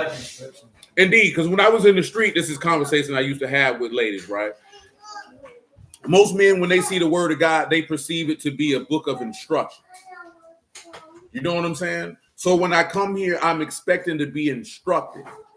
And if I'm not being instructed, then I don't have a desire to be there. As I learned to say, tired of the tomfoolery, like you say, the faking, it's a fashion show, elitism, depending on what church you're going to, all type of whatever the case may be. Yeah, that's what draw brothers in, because the high level of discipline. But at that same high level of discipline, when you see an organization like that, you know what else they got? Control of your life. That's something that the word does not lean to, because you know what the word lean to? An individual having the ability to self-govern himself according to the word. But also understanding that you gather in these particular times so that you can refresh, recharge, and be instructed in the righteousness of your God, so you learn to continually to rest in him. The Sabbath is a constant reminder to rest in your God, trust in your God, and cease from your works. Because God sees from his. It's not like God needed. See, people thinking about what did God rest for? Because they hear rest and they think sleep. But you see, the definition of the word don't mean that. Shabbat don't mean that. It means to stop. You know what I'm saying? He stopped creating on that day. I'm done. The stopping creating is for you to say, okay, this is the day for man because I stopped my works. So I want you to stop yours. That's why he say no servile work on that day. You know what I'm saying? Know this, know that, because you're following the pattern that he set, just with manual, menial labor. You know what I'm talking about? Like, you know what I'm saying? Everybody look at the Sabbath as, especially the people who in the word, because it falls on quote unquote Saturday or the seventh day of the week, and you feel like, oh man, I can't do this, I can't do that, I can't do this, and that's the wrong attitude to have. I've been told you this here. You should never look at the freedom of the Lord as what you can't do, but more so what you can do. Because the things that you can't do ain't nothing but stuff that you feel like's an inconvenience to your life, when that would just teach you to structure your week better so you could get that out of the way instead of trying to jam it all on the Saturday like everybody else do. But everybody else can do all these things and get them accomplished, yet they live a life with no hope. Because when they leave here, they have no expectation of reward. They have no comfort from God. They have no protection from God. And the salvation of God is not near unto them. So in reality, who loses? It sure ain't you. But you only look at that in comparison and contrast to the society that you in. And you would have to constantly remind yourself, man, this is a God-forsaken place. There is no God in this land. You can go high, you can go low, you can go near, you can go far. God has been forsaken in this place. So you have to always remember to let the name of Yahuwah abide in your heart and let Jerusalem come to mind. Because what happens if Jerusalem come into mind, Savior? Your mind stayed on the Lord because you seek to dwell with him. Because what's the name of the city? So that's why your mind is on that place. Because you seek to dwell where he dwell at, which is what tabernacles is about. It's about Sukkot or booth or tabernacling with him. See, everybody thinks, look at me. You know how far some brews will go, bro? Niggas will make tents, sleep in the house. Come on, man. I seen plenty of brews do that. Y'all done seen it. Nigga got it. I can't camp out outside, so I'm gonna make my tent in the house. Come on, blood. Do you know what those booths actually were? Like literally in the literal sense. You know what they actually were? But what they actually were, temporary shelter. Because that wasn't their permanent dwelling places. You know that, right? That's temporary booth. Obviously, because what you just mentioned, clearly this ain't no permanent home. They were moving around. That's why it was a temporary shelter. So what does that represent on the spiritual side of things? You are dwelling in a temporary tabernacle. Case in point, I told you, right? We talked about this the other day. Mentioned this or last night, whatever the case may be. Like when somebody died, bro, that temporary, like the essence of who they are is gone, even though that vessel is there. They're not there. You may see a body, but remember it said the candle is the light of man. You know what I'm saying? Meaning that spirit, that soul, that nefas, that's where the leb is at, because the leb is who that person is. Once that's gone, now that what this happens to that tabernacle that nefas dwell in, it returns back to the dust from whence it came, which is why 2 Corinthians 5 say we seek our tabernacle that come from where? That's what? Eternal.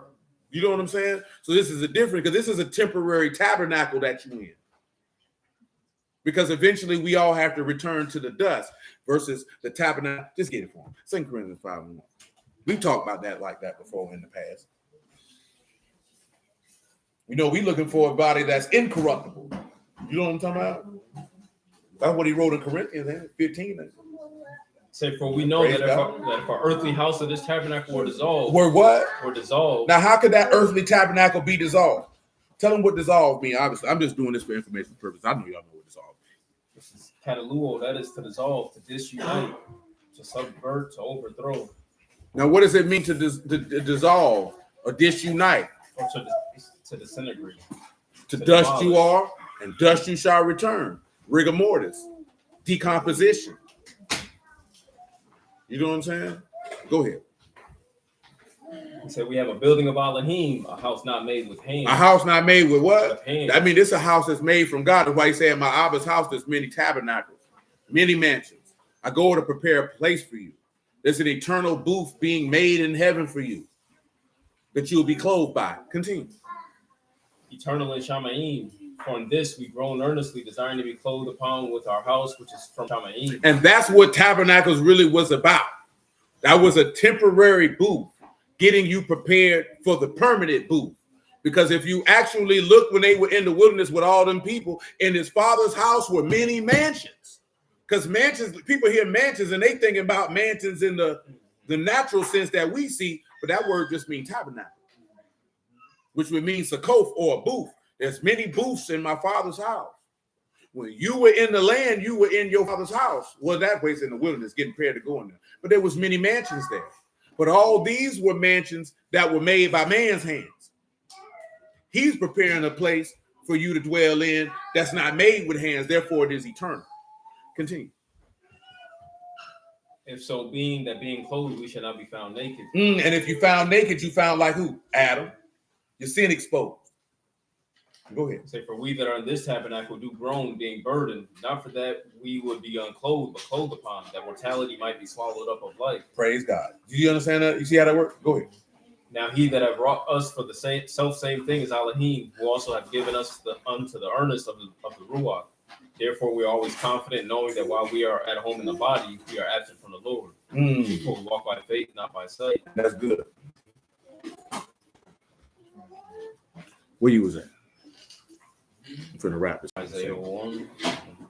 Yeah, you read what I wanted to hear in Isaiah 1. Go to Isaiah 58 and 4.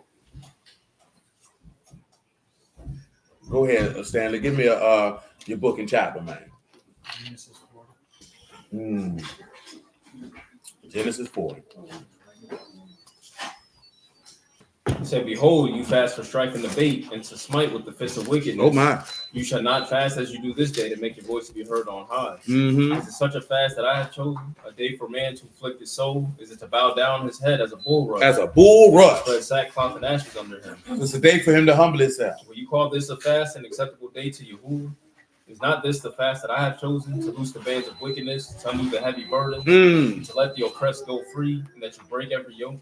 Break every what? Break every yoke. Every yoke. Is it not to deal your bread to the hungry, and that you bring the poor that are cast out to your house? When you see the naked, that you cover him, and that you hide not yourself from your own flesh? Did Yahushua hide himself from his own flesh? Or did it say it behooved him that he be made like unto his brethren? Come over here to the book of Zechariah. I want you to come to the book of Zechariah, man. I want you to pick it up at verse 15, man. This is Zechariah 8 and 15, man. Listen what he say. So again, have I thought in these days to do well unto Jerusalem and to the house of Yehuda, fear you not. These are the things that you shall do. Speak you what? To every man the truth to his neighbor. Execute what? The judgment of truth and shalom in your gates. And let none of you imagine what? Evil in your hearts against his neighbor. And love no what? No false oath. For all these things. That I hate, saith Yahuwah. And the word of Yahuwah came unto me, saying, Thus saith Yahuwah of hosts, the fast of the 4th month, and the fast of the 5th, and the fast of the 7th, and the fast of the 10th, shall be to what? the house of Yehuda, joy and gladness and cheerful feast. Therefore, love the truth and shalom. Tell them what feast is right there, man. And remember when he's saying feast, remember feast does not denote a dinner per se. This is Moaddad. Moaddad, which is an appointed time, an appointed place. When you see feast there, it's not actually talking about feasting, because he's literally talking about fast in the 4th, 5th, 7th, and 10th month, and he said there'll be cheerful feasts. So that means, tell them what cheerful is there. It's an appointed time. So these, so that's good. That which is pleasant. Like we were talking about it, most people don't see fast as pleasant. And you know why we don't see fast as pleasant? Because usually most people don't fast throughout the year except for that one day. So that one day is a burden unto you because it, technically in a spiritual aspect, you've been indulging in your desires for 359 days. So that one day that you have to humble yourself, your body can't stand it because it's not used to the humbling. Because you're not doing it consistently. When you're talking about it spiritually, I'm not necessarily referring to anybody. I'm talking about in general. Most people won't fast but once a year. You know what I'm saying? But the reality is, if you fast consistently, the Day of Atonement is nothing. I know in general, after atonement, I could probably fast for another 2 days on top of that. You know what I'm saying? And go 2-3 days. Because the aspect of the, like when you first do it, you're probably extremely weak, possibly got a headache. You know what I'm saying? Things of that nature, because you're not accustomed to doing it. You know what I'm saying? And that's not a negative thing. You know what I'm saying? Because you're restricting your body's not accustomed to that. But remember how we was reading in Numbers, Deuteronomy 8 with that? I don't even think we read the rest of it, right? Where he say, you know, I suffered you to hunger, to prove you, to test you. We didn't read verse 5, though. Y'all know what verse 5 say, right? You know what verse 5 say? I mean, I could understand if you didn't recall it off the top of your head, obviously. But the Lord quoted it to the devil. Man don't live by bread alone, but by the mouth, out of the mouth, the word of Yahuwah, do man live. So when you look at that aspect of you, and remember, he fasted for 40 days and 40 nights. So what was he living by for those 40 days and 40 nights? He was being sustained by the word. This is why he could make that reply to Satan when he said what he said. You know what I'm saying? So that's the aspect of the affliction, because the more you do it, the more that, because if you fast, then who you fellowshipping with? So then the more you do that, the more that you can do what? Live by his word alone and not the bread that go into your mouth. Right. You know what I'm saying? Now, like I say, right, it takes time to build up the spiritual stamina. You know what I'm talking about? To be able to say, okay, I can fast for 48 hours, 72 hours. You know what I'm saying? Like when I seen Doc Ross the other day, he told me I got to do, even though my homeboy told me that already, he told me not just to do no food fast. He was like, he wanted me to do water fast. You know what I'm saying? But that's for health purposes. You know what I'm talking about? Because he just talking about just drink, because he told me to buy something some hydrogen junk that electrolyze your water. You know what I'm talking about? Because he had one in there when I was in there. You know what I'm talking about? I had to get some more of that tea. You know what I'm saying? But and he said I had to drink coconut water, dude. You know what I'm saying? But like I said, my dog had already told me one of the ways to eliminate hypertension is by fasting. You know what I'm saying? Now, Doc say he don't believe nobody should eat after 8 o'clock at the latest. You know what I'm saying? Now, I understand why he say that, though. The aspect is that if you're constantly putting food in your body, then your body don't have the chance to reset because it's constantly digesting, it's constantly working, it's constantly doing this, it's constantly doing that. You know what I'm saying? So it can't just be like, this is digested, your glucose, you know what I'm saying? Just from a fitness aspect, I understand that point. You know what I'm saying? But more so that's just talking about naturally, because I'm trying to work in both. But when you look at spiritual, that's why he say that you spend that time in prayer, because your stamina is going to be of God in that time period when you're doing that. And it shows, again, the ability to cease and desist from your own pleasures. Because like I said, man, we talked about this before, right? Like, read Hebrews 6 real fast.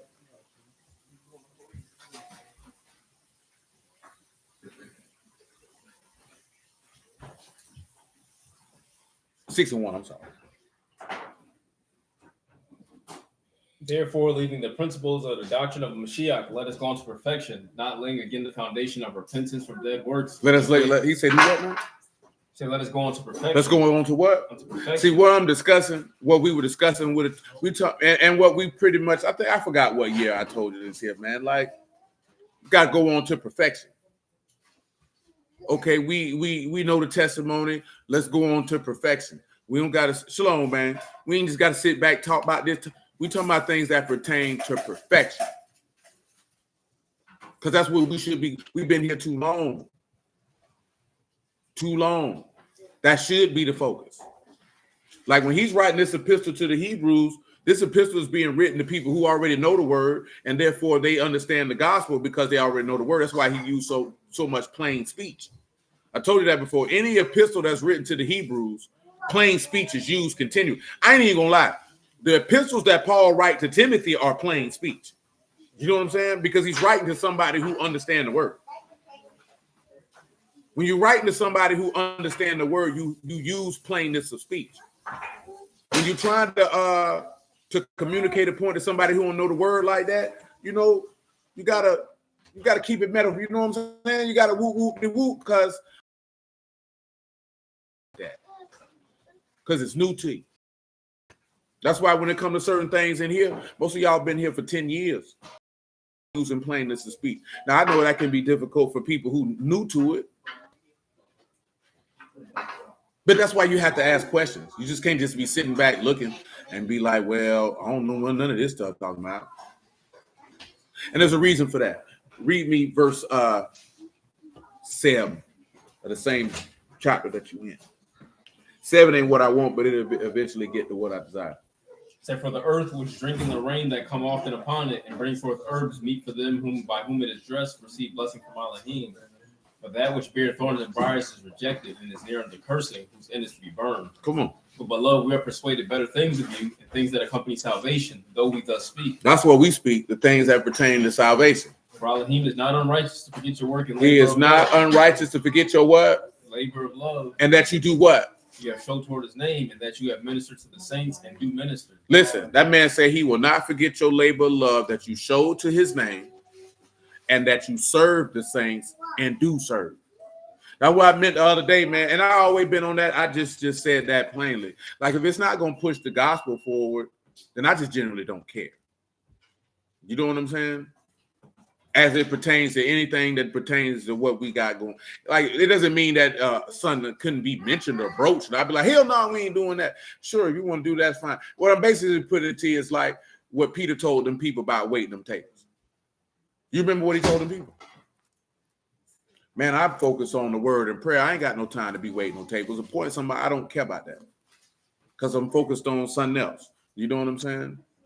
And there's a reason for that. Maybe I'll divulge that in due time. I think I already did. I don't have time for that right now. You know what I'm saying? So if it's anything like, boom, they wanted to put a praise song together, fine, do that. That pushes the word further. You know what I'm saying? It's this something, and when I say that, meaning that honor and esteem, give anything that's going to push honor and esteem onto his name, yeah, I'm with all of that. If it's just general stuff, okay, you mentioned to knock it out. I don't really care. You know what I'm saying? It's not where my mind is right now. You don't. Yes. No, remember in Acts when they said they're not ministering to the widows the daily food, and Pete said, hey, man, set somebody over that, man. I ain't got time to be dealing with that. You know what I'm saying? He said, man, we committing ourselves to fasting and prayer and the ministering of the word. Have somebody else deal with that. I don't care to deal with that. You know what I'm saying? Now, if somebody was to say that in these days and times, they'd probably be offended. You know what I'm saying? Not understanding he just using plainness of speech. It's not that I don't care about that. It's that what I'm focused on, I can't divert my focus away from. Where's the chapter? Is that Acts chapter 4? Come on, Siri. I can't. We just read it.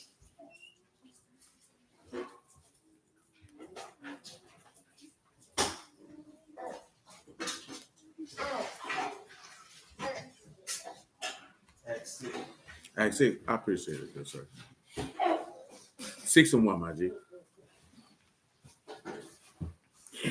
And in those days, when the number of the disciples were multiple, now notice that means the Taladim or the taught ones were increasing. Now I put it to you this way, right? Right now we've been at about the same amount of people for the most part, physically in the flesh. But I wouldn't tell you no lie. If let's say that the amount of people in here would double, I'd have to set one of y'all to be able to minister because I wouldn't be able to handle that, especially not right now. That'd be too much stress on me. I probably have a stroke, like straight up. Just cut and dry, ain't telling you no lie. You know what I'm saying? There's absolutely no way. I'm not even finna attempt to do it. You know what I'm saying? Even before that, I wouldn't have attempted to do it. You know what I'm saying? Like, oh yeah, somebody gonna have to do that. Because I'm not finna carry that burden by myself. There's no way. I'm not even finna attempt to do it. I know how that's gonna work. Because one thing I've always told y'all that I'm not gonna do, I'm not gonna let y'all kill me. You know what I'm saying? The reason why I say that, because I've told you this before, because I before I even got in the word, I seen this. And then when I got in the word, I happened to see it again, that a lot of people who preach the word, they commit suicide. And a lot of people think, oh, that's not of the faith, is this, that, there, and the third. It's the burden to think they have to do everything and be everything to everybody and show up for everybody in every instance for all these people. And that's why Jethro told Moses, man, you can't do that, bro. You can't do that, man. You're going to die. You can't do that. You know, that's why he said captains over what? 50. There's a certain amount of people one person can handle. One person can't handle 100 people. One person can't handle 200 people. You know what I'm saying? That is a multiplying the stress. It's not possible. You know what I'm talking about? All that's going to happen is that man going to get ran into the ground and he going to die. Or, like I say in Hebrews, he's not going to serve with joy and it's not going to be profitable to nobody because he's going to be constantly frustrated. You know what I'm saying? There's no way that's going to work. I tell you this here because we live in a society now. We talked about this before. And I told you, Lil Trav done said this before. And Lil Trav is an actual witness because them niggas put Trav in the hospital at least 3 times. And this nigga younger than me. At least a decade younger than me. And the stress that them niggas put him on under, man, to put that young nigga in the hospital 3 times, man. You know what I'm saying? Trying to serve everybody. And I done told him, bro, you can't do that, bro. And he wasn't serving alone now. Let's let that be known. It was 2 other people with him. You know what I'm saying? But he took a lot of burdens on himself, and it caused his health to deteriorate. You talking about nigga ain't even in his mid-30s. And them niggas almost killed this young man. You know what I'm talking about? Go ahead. Saying those days when the number of the disciples was multiplied, there arose a murmuring of the Grecians against the Hebrews because their widows were neglected in the daily ministry. Now notice this: these strangers running their mouth. Then the 12 called the multitude of disciples unto them and said, It is not reason that we should leave the word of Elohim and serve tables. That man say, you think we should to lead the word of God to serve tables, bro? You coming to me to think that I should stop ministering the word to serve tables, bro? Now, pause. I want you to think about that in modern times, in the time that we're living right now. If a preacher said that, how do you think most people would respond? I'm talking about in the social media age that we live in. Yeah, he ain't a God. God ain't something. You know how much this man would be vilified if, let's say, if they were, case in point, right? Because we talk about it, right? We crack jokes about it, whatever the case may be. But then when in all seriousness, y'all told me, oh, well, shoot, you should let the Lord will be done when it comes to that, man. So check it. You remember when we were talking about, like, when Marvin Sapp, that's the nigga name? When he would, like, shut the doors. Now, yeah, now listen to me, right? I crack jokes about it because it's just funny, but I don't know. But you remember I asked y'all who are familiar with going to church, is that normal? And everybody said that was normal. You know what I'm saying? But then when you sit back and you look at it on the aspect, if y'all really putting money in a pot, why the hell would you keep the doors open for niggas to see that somebody might come in here and rob you? You know what I'm saying? Like for real, for real. Like I say, you know, because I don't never miss no opportunity to crack no jokes. Y'all already know that. But of course, also like, hey, that's not my experience. I ain't lived that. Is that normal? And you notice how everybody who's been to church said, oh, that's normal. And you really wasn't offended for real.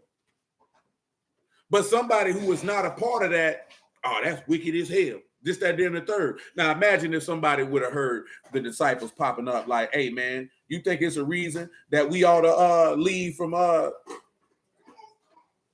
word of God to serve tables, bro?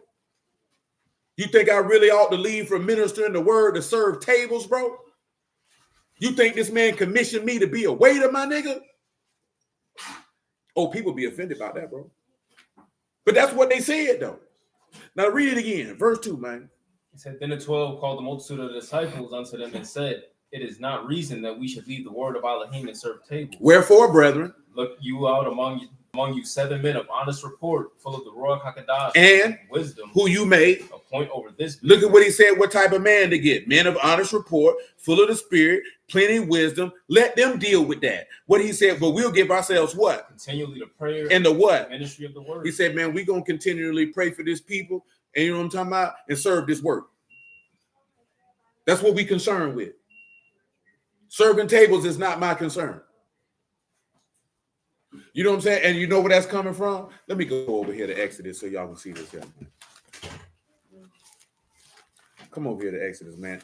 And I'll start the opening salvo into Genesis 40. Lord willing, tomorrow we'll finish in Deuteronomy and Genesis, not Genesis 6, Deuteronomy 20 and Jeremiah 6, while integrating Genesis 40 into the play. Because we half and half right now. We halfway through Genesis 6, we halfway through Deuteronomy 20. You know what I'm saying? And maybe we'll do 5 to 7 verses in the Genesis 40. Genesis 40 is kind of cut and dry. Well, I ain't gonna say that. It's not cut and dry. I'm sorry, I apologize. It's cut and dry for most of y'all because you know what's in it. But nevertheless, I'm sorry. Exodus what? 17 or 18? Yeah, 18. 18 and 12. This is Exodus chapter 18, verse 12. And Jethro, Moses' father-in-law, took a burnt offering and sacrifices for Elohim. And Aaron came and all the elders. Now, who is Midian? Y'all know who Midian is? Who's the father of Midian? That's right. Continue. And Aaron came and all the elders of Yasharal to eat bread with Moses' father-in-law before Elohim. And it came to pass on the morrow that Moses sat to judge the people, and the people stood by Moses from morning until the evening. And when Moses' father-in-law saw all that he did to the people, he said, what is this thing that you do to the people? Why sit you yourself alone? And all the people stand by you from morning until evening. And Moses said, unto his father-in-law, because the people come unto me to inquire of Elohim. And when they have a matter, they come unto me, and I judge between one and another. And I do make them to know the statutes of Elohim and his laws. And Moses' father-in-law said unto him, the thing that you do is not good. You will surely wear away, both you and this people that is with you. For this thing is what? Too heavy for you, that you are not able to perform it yourself. I want you to tell him what wear away and heavy is. Because like I say, just sitting back looking at it, right? Because I remember talking to some brothers about this. But what you looking like that for, man? And what's wrong with you, bro? Why you looking like that? You always rolling your eyes, boy. I'm gonna make sure they stay in the top of your head in a minute, boy. You always be looking at the top of your eyelids, nigga, in the back of your brain. You think you scrunching your, ain't nobody scared of you, cuz you want to fight about it? I hope your face stay like that and you walk around looking like that, man. You don't know how ugly you look right now. All that rolling your eyes, that's some female stuff, boy.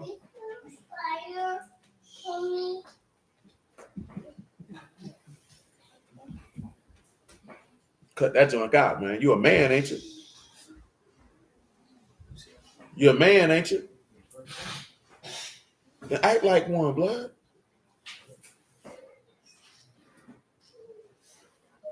Just because you can't do what you want to get your way, man, you got to do all that, bro. And you ain't always gonna get to do what you want when you want, how you want it, man. That's life, man. And you steady rolling your eyes, man.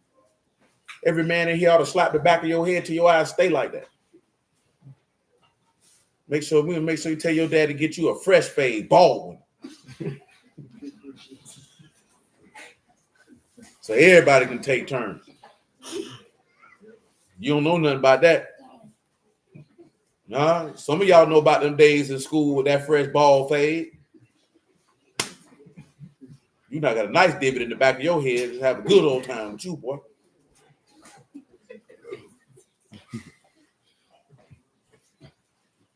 You trying to act like you mad. Well, you ain't mad for real, man. Balling up your fist. They unball your hands, nigga. You got your fist balled up, come and swing them then. You tough since you mad. Don't laugh at him because ain't nothing funny since he mad. Come on and fight then. Short walk. Come on, Cletus. Come on. You gonna walk over here. You gonna limp back. Because you're not mad for real, bro. I know when you upset and you ain't upset right now, you performing. And that ain't cool either, bro. Because you performing, bro. You're not upset. And you think somebody's singling you out, you embarrassing, you getting embarrassed, but you're really embarrassing yourself. Because you're better than that. You steady playing, well, come on and swing then. Get your hands out your pants and come on and swing then. That's what I'm saying. You see that your cheese, it ain't nothing wrong with you, boy. You performing, man. Cut that out, Joseph, man. You better than that, bro. Man, Joseph, come here, man. Come holler at me, man. Come on, walk over here, man. I ain't finna hit you. Come here. Come here, man. Come on over here. Come on, Joseph. Man, you ain't in no trouble, boy. Come here, man. Man, fix your face, man. What you upset about, man? What's the problem, man? What's going on? I don't know what that means, bro. You gotta talk. You mad? What you mad about? You don't want to sit right there. Well, what you think you're supposed to do? What you want to run around? Where you want to sit at? Fix your face, man. Lift your chin up, fix your face. Where you want to sit at? You just don't want to sit down. That's not how that works, though, and you know that, don't you? So what you mad about something you already know about? That makes sense to you? I could understand why it would make sense to you. But you know you got to sit down, though. So then what you doing all that for? You ain't doing nothing but stressing yourself out. You ain't hurt nobody in here. You want to have high blood pressure like me? You need to chill out. Go sit down, man.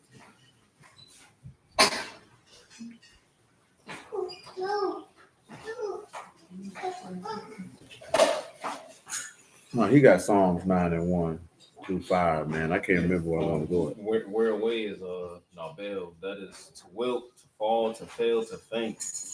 Man, say he gonna wilt. He gonna fall away. He ain't gonna Wilt Chamberlain. You know how Wilt Chamberlain died? Heart attack. And then heavy is kabod, heavy or great. It's gonna be hard, difficult, burdensome, oppressive. That ain't good. And man say this is gonna be too heavy for it's too burdensome for you to be able to perform. Read Psalms 9 and 1. He got to verse 5. Who going up the steps? Hey, get your son, man. Omari got him.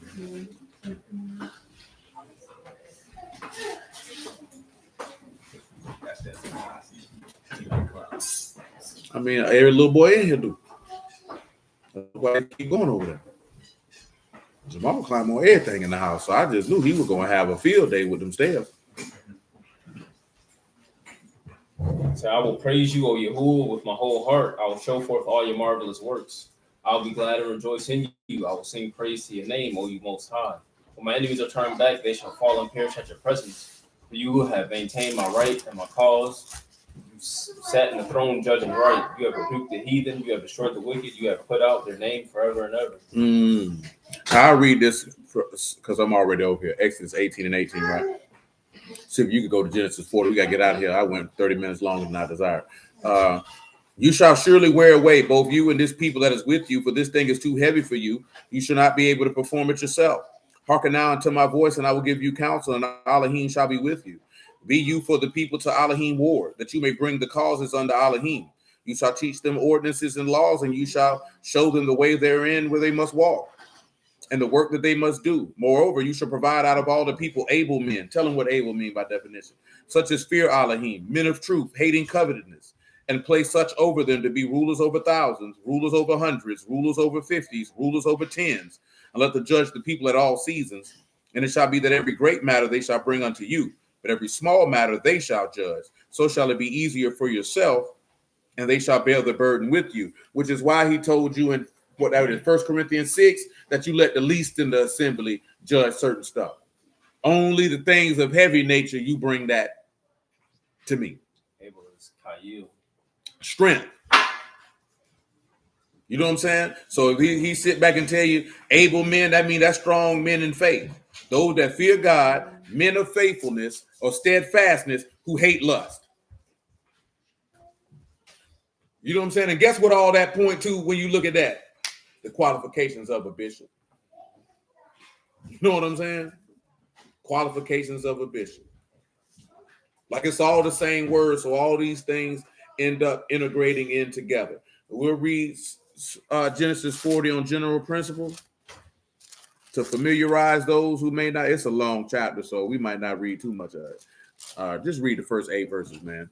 He's saying it came to pass after these things that the butler of the king of Egypt and his baker had offended their lord, the king of Egypt.